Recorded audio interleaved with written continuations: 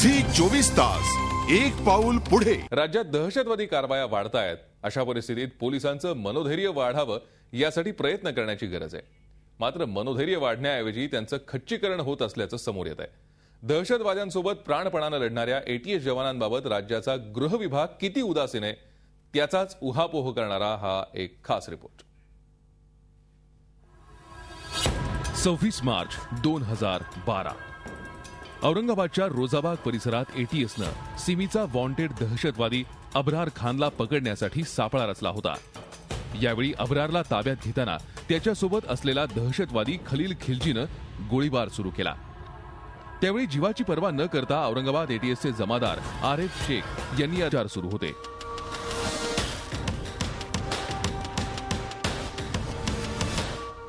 आज या घटनेला 1 वर्ष पूर्ण होत आहे। मात्र अजूनही जखमी पोलिसाला गृह खात्याकडून मदत मिळालेली नाही। शासनाच्या जीआर नुसार मदत मिळणं क्रमप्राप्त होतं। औरंगाबादचे एटीएस चीफ नवीन चंद्र रेड्डी यांनी मे 2012 प्रस्तावही पाठवलाय। मात्र हा प्रस्ताव नेमका अडलाय कुठे हेच कळत नाही।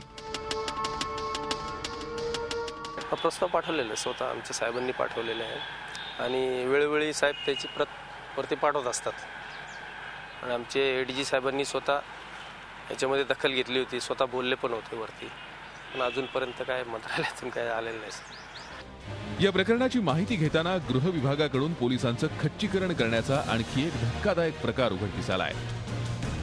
गृह खात्याच्या 2005च्या जीआर नुसार दहशतवादी कारवायांमध्ये जखमी झालेल्या पोलिसांना 2,30,000ची मदत देण्यात येत असे।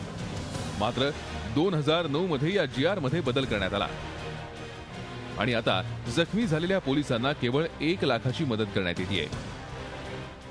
राज्यातील सर्व दहशतवादी संपले की काय असा समज कदाचित गृह मंत्रालयाचा झाला असावा। म्हणूनच काय या मदत निधीत मोठी कपात सुरू आहे। पोलिसांना प्रोत्साहन देण्याची गरज असताना अशा प्रकारे पोलिसांचं खच्चीकरण करण्यातून राज्याचा गृह विभाग काय साधणार आहे याचं उत्तर राज्याचे गृहमंत्रीच देऊ शकतील। या सगळ्या भोंगळ कारभाराबाबत आणि गृह विभागाच्या पोलिसांबाबत असलेल्या उदासीनतेबाबत माजी पोलीस अधिकाऱ्यांनी तीव्र शब्दात नाराजी व्यक्त केली आहे। किती दिवस चालले तो इंज्युअर्ड आहे, त्याला गोळी लागलेली आहे, त्याला त्याचं काहीच मोबदला जर मिळाला नाही तर ही बाब मोठी शासनाची आणि डिपार्टमेंटची खेदजनक बाब आहे।